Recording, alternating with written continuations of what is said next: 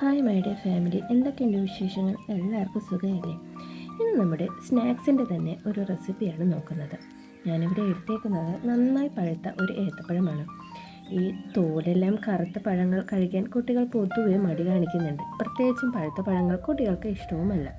അപ്പോൾ നമുക്ക് ഇങ്ങനെയുള്ള ചെറിയ ചെറിയ നുറുക്കുവിദ്യകൾ നോക്കാമല്ലോ. ഇപ്പോൾ ഞാൻ ആ പഴം നന്നായിട്ട് അരിഞ്ഞെടുത്തിട്ടുണ്ട്. അതിലേക്ക് ഞാൻ ചേർക്കുന്നത് ശർക്കരയാണ്. നിങ്ങൾക്ക് ശർക്കരയുടെ സ്ഥാനത്ത് കരിപ്പെട്ടിയോ പഞ്ചസാരയോ എന്താണെന്ന് വെച്ചാൽ ആഡ് ചെയ്യാം. ഓരോരുത്തരുടെ മധുരത്തിന് അനുസരിച്ച് നമുക്ക് ആഡ് ചെയ്യാം.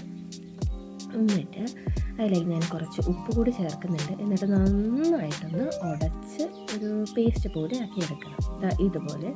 അതിനുശേഷം ഞാൻ അതിലേക്ക് ചേർക്കുന്നത് നമ്മുടെ കടലമാവാണ്.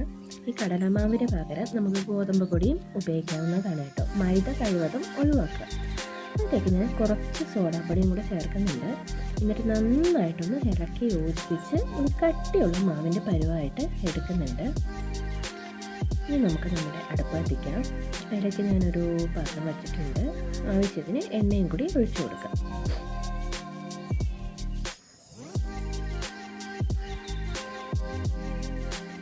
ശേഷം നമ്മുടെ മാവ് അതിലോട്ട് കുറേശ്ശെയായിട്ട് ഒഴിച്ചു കൊടുക്കാം.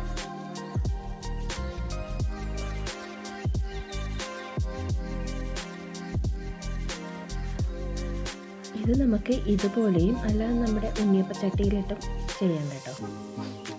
ഇപ്പോൾ എൻ്റെ കയ്യിൽ ഉണ്ണിയപ്പച്ചട്ടി ഇല്ല, അതാണ് ഞാൻ ഓയിലിൽ തന്നെ ഫ്രൈ ചെയ്തെടുക്കുന്നത്. അല്ലാന്നുണ്ടെങ്കിൽ നമ്മുടെ ഉണ്ണിയപ്പച്ചട്ടിയിൽ ചെയ്യുന്നതായിരിക്കും ഏറ്റവും നല്ലത്. ഇനി ഓരോന്നോരോന്ന് കളർ മാറുമ്പോഴത്തേക്കും മറിച്ചിട്ട് കൊടുക്കണം. പിന്നെ ശർക്കര ചേർത്തതിനാൽ നല്ലൊരു ഡാർക്ക് കളർ വരാനായിട്ടുള്ള ചാൻസ് ഉണ്ട് കേട്ടോ. അപ്പോൾ ചെറിയ തീയിൽ തന്നെ അതൊന്ന് വേവിച്ചെടുക്കാനായിട്ട് ശ്രദ്ധിക്കണം, അല്ലാന്നുണ്ടെങ്കിൽ അതൊന്ന് കരിഞ്ഞു പോകും. അപ്പം ഇതെല്ലാം മൂത്ത് സെറ്റായിട്ടുണ്ട്. നമുക്കൊന്ന് മാറ്റാം.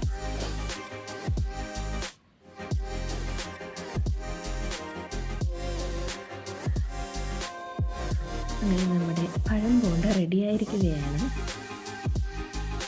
എല്ലാവരും ഒന്ന് കുട്ടികൾക്ക് ട്രൈ ചെയ്ത് കൊടുക്കണം. എല്ലാവരും ഇഷ്ടമാവും. Thank you.